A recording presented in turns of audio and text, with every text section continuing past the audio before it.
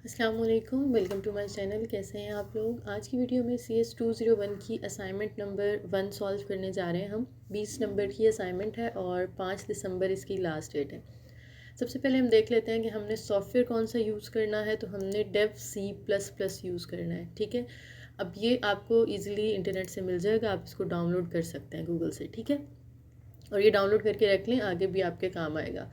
अच्छा, अब ऑब्जेक्टिव्स क्या हैं, यानी आपको कौन कौन से टॉपिक्स जो हैं वो क्लियर हो जाएंगे। इसमें आपको डाटा टाइप्स के बारे में पता चलेगा, वेरिएबल्स क्या होते हैं, arithmetic and logic operators use करेंगे आप, यानी प्लस वगैरह एंड वगैरह।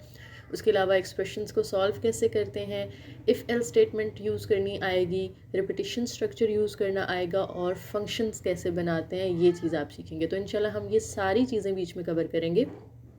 इन सबको यूज़ करते हुए ही हम काम करेंगे, ठीक है।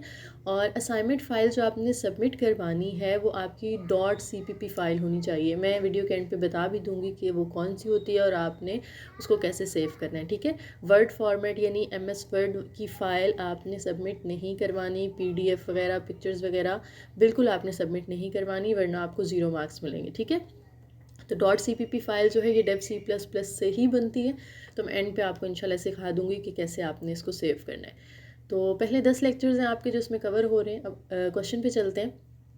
सबसे पहले हमें कहा गया है कि आपने एक C++ प्रोग्राम लिखना है to prompt the user to enter the scale and then print the employees basic pay, house rent, allowance and total pay by using a function. यानी एक फ़ंक्शन आपने यहाँ पे बनाना है और उस फंक्शन ने क्या काम करना है, ये सारी चीज़ें प्रिंट करवानी है और यूज़र से स्केल लेना है। स्केल क्या है कि यूज़र स्केल बताएगा कि 1, 2 या 3।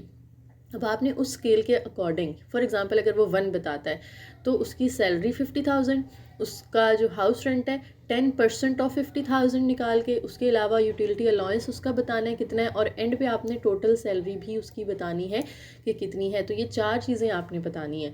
तो हम उसके लिए एक C++ प्रोग्राम लिखेंगे but by using a function, ठीक है।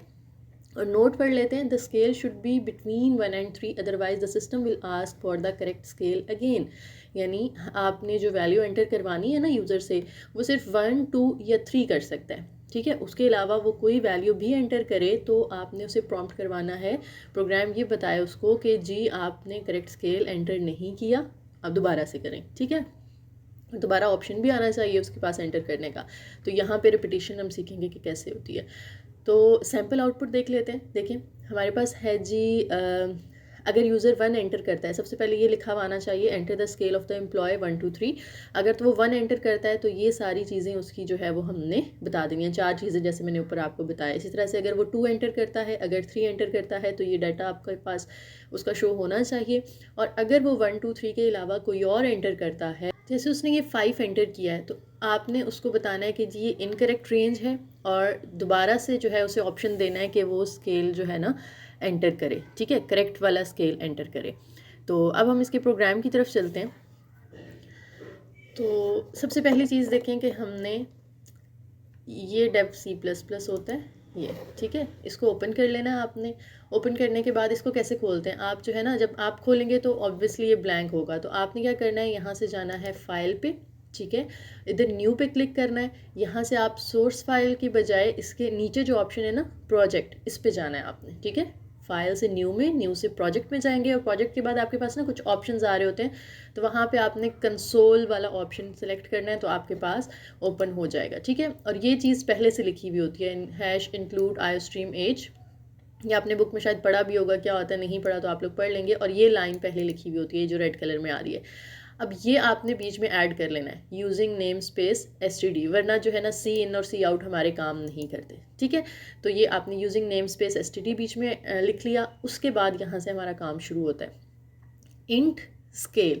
ये काम ना आपने मेन से पहले करना है, ठीक है। इंट इंट इंट क्या होता है, इंट डाटा टाइप है कि इंटीजर टाइप का डाटा, क्योंकि हमारे पास जितना भी यहाँ पे काम हो रहा है वो इंटीजर्स की फॉर्म में हो रहा है ना, कि हमने जो स्केल एंटर करवाना है 1, 2, 3 वो इंटीजर्स हैं, ठीक है। इंटीजर्स तो समझते हैं ना, मैथ्स पढ़ा होगा आप लोगों ने, नंबर्स हैं। तो अगर उनकी डाटा टाइप कुछ और होती, फॉर एग्जांपल हम वो पॉइंट्स में हो सकते 0 पॉइंट समथिंग, 2 पॉइंट समथिंग, तो फिर हम उनकी डाटा टाइप यहाँ पे फ्लॉट लेते हैं। लेकिन वो इंटीजर्स हैं तो हम यहाँ पे इंट ले रहे हैं।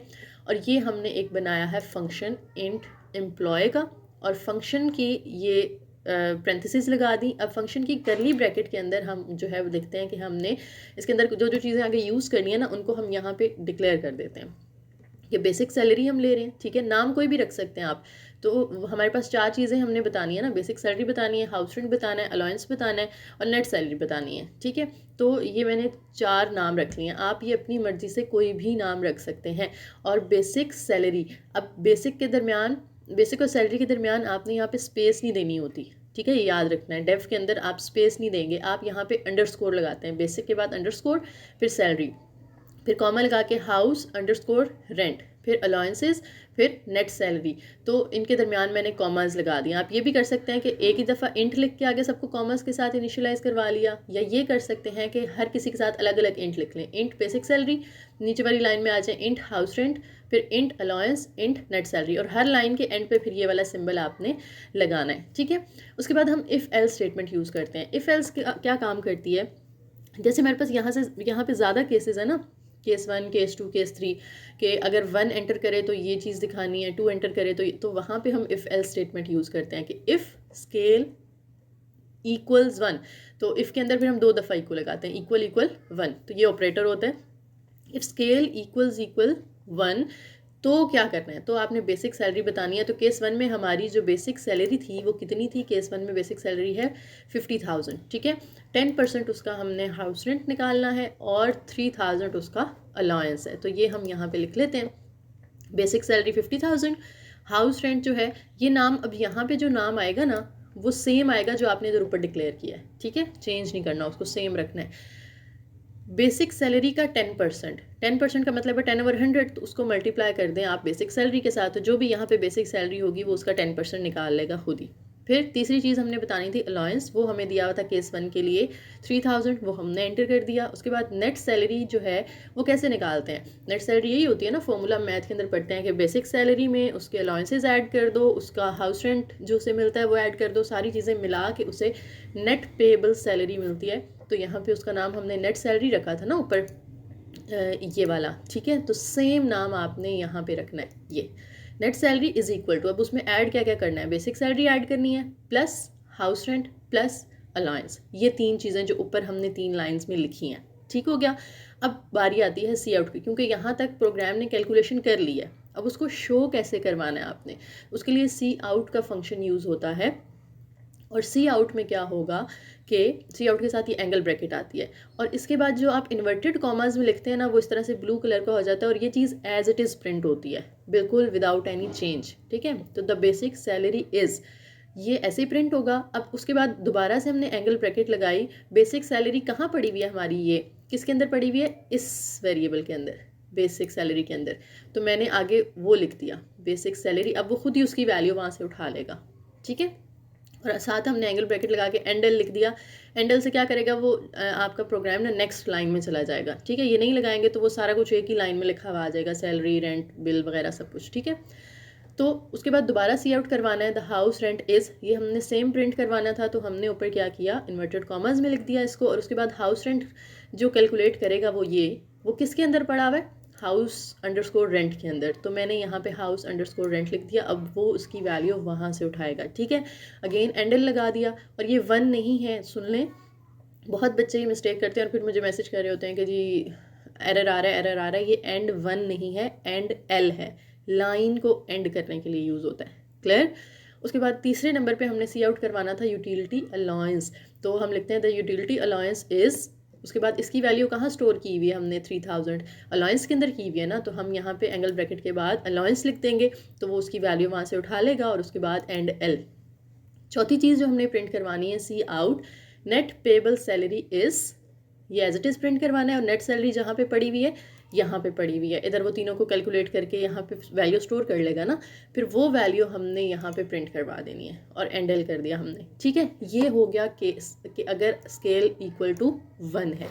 अब अगर स्केल इक्वल टू 2 हो जाए तो सेम आपने पैराग्राफ ये वाला उठा के कॉपी करना है, नीचे पेस्ट करना है, और वैल्यूज़ ये 2 चेंज कर देनी है। 50,000 की जगह पे यहाँ पे 70,000 आ जाएगा, और अलाउंस जो था 3,000 वो चेंज होके 5,000 आ गया, ठीक है, वो जो टेबल में हमें दिया था। बाकी कुछ भी इसके अंदर आपने चेंज नहीं करना, और स्केल इक्वल टू 2 कर दिया, ठीक है। अब देखें यहाँ पे इफ़ लगाया था ना, तो इफ़ के बाद यहाँ पे एल्स आया, फिर इफ़, ठीक है, क्योंकि हमने एक और दफ़ा भी लगानी है। अगर तो सिर्फ 2 होती ना तो हम इफ़ और एल्स पे ख़त्म कर देते, ठीक है, लेकिन अभी एक और कंडीशन हमने लगानी है, तो अगेन हम यहाँ पे क्या लिख रहे हैं, इफ़ लिख रहे हैं, ठीक है।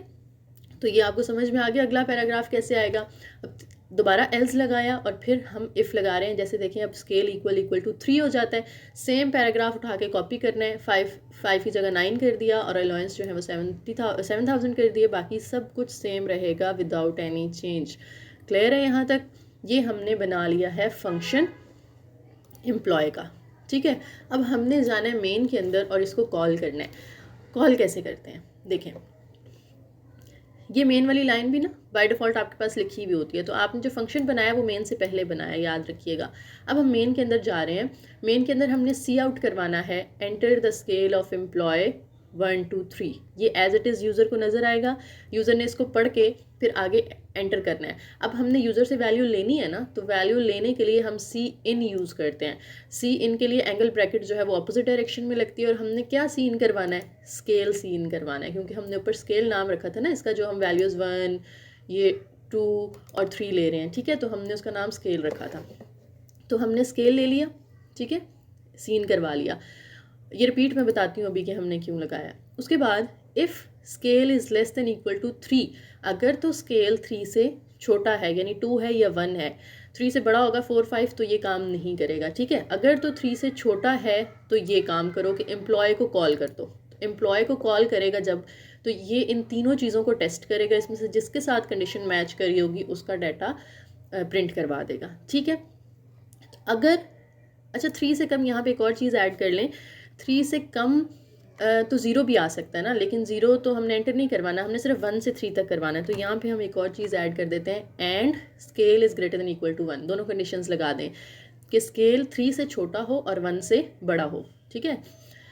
अच्छा मज़ीद हमने स्पेसिफाई कर दिया एल्स, यानी इफ़ अगर तो वैल्यू 1 2 और 3 है तो ये एम्प्लॉय को कॉल कर लेगा। एल्स अगर ऐसा नहीं होता तो फिर क्या करे, फिर आउटपुट दे, सी आउट करवाए कि इनकरेक्ट रेंज है आपकी, ठीक है, और रिपीट पे चला जाए, गो टू रिपीट। अब रिपीट हमने किसके साथ लगाया हुआ है, हमने इसके साथ रिपीट लगाया हुआ है, ये enter the scale of employ, यानी ये चीज़ रिपीट हो जाएगी दोबारा, फिर वो एंटर करेगा। अगर तो इन तीनों नंबर्स में से 1 2 3 में से कुछ होता है तो एम्प्लॉय को कॉल कर देगा, लेकिन अगर दोबारा से उसने इसके अलावा कोई और नंबर एंटर कर दिया है तो वो फिर यही बताएगा कि आपकी रेंज इनकरेक्ट है, और वो दोबारा इसको रिपीट करवा देगा, गो टू रिपीट पे चला जाएगा, ठीक है।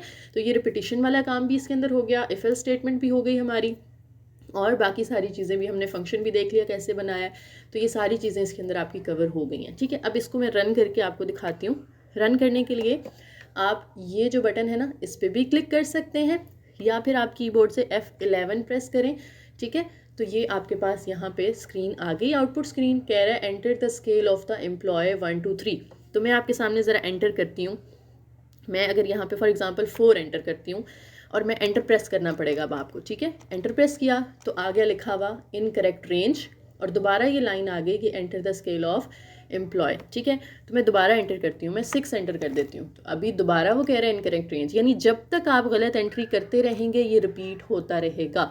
जब आप ठीक एंट्री करेंगे, फॉर एग्जाम्पल मैं यहाँ पर 2 एंटर करती हूँ और अब एंटर प्रेस करें, तो उसने आपको जो है वो सारी आगे इन्फॉर्मेशन दे दी, और अब यहाँ पे सिस्टम ब्रेक हो गया है, प्रोग्राम ख़त्म हो गया। अब आप एंटर करेंगे ना तो वो स्क्रीन चली जाएगी, ठीक है।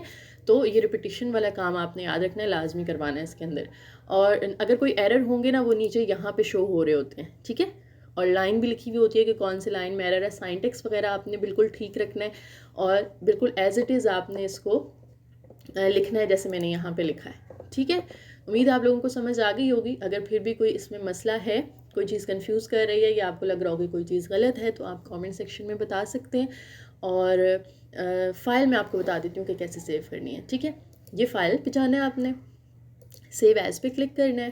फॉर एग्ज़ाम्पल आप डेस्कटॉप पे सेव करना चाहते हैं, और यहाँ पे फ़ाइल का नाम रखना है आपने, तो आप नाम रखिएगा अपनी आईडी पे, ठीक है, BC210 जो भी आपकी आईडी है वो लिख के एंड पे आपने लिख देना है .cpp, ठीक है। .cpp लिखा, ये आपने कर दिया इसको सेव। ठीक है, अब हमने इसको डेस्कटॉप पे सेव किया ना, तो देखें ये हमारे पास पड़ी हुई है, ये .cpp वाली फ़ाइल। ठीक है, उसका नाम भी वही है। अब आपने ये वाली फ़ाइल सबमिट करवानी है अपने LMS पे। ठीक है, सबमिट करवानी तो आती है ना, फाइल नहीं आती तो डिस्क्रिप्शन में लिंक होगा हाउ टू सबमिट असाइनमेंट, तो वहाँ से आपको पता चल जाएगा। ठीक है, तो आपने ये वाली फ़ाइल सेलेक्ट करके सबमिट करवानी है। आपने MS वर्ड में इसको पेस्ट करके वो सबमिट नहीं करवानी, मार्क्स नहीं मिलेंगे आपको। ठीक हो गया, तो ये थी असाइनमेंट। तो अगेन अगर कोई मसला हो तो आप लोग कमेंट सेक्शन में पूछ सकते हैं। वीडियो पसंद आई हो तो लाइक करें, शेयर करें, चैनल को ज़रूर सब्सक्राइब करके जाना है और एक प्यारा सा कमेंट भी करके जाइएगा। Thank you.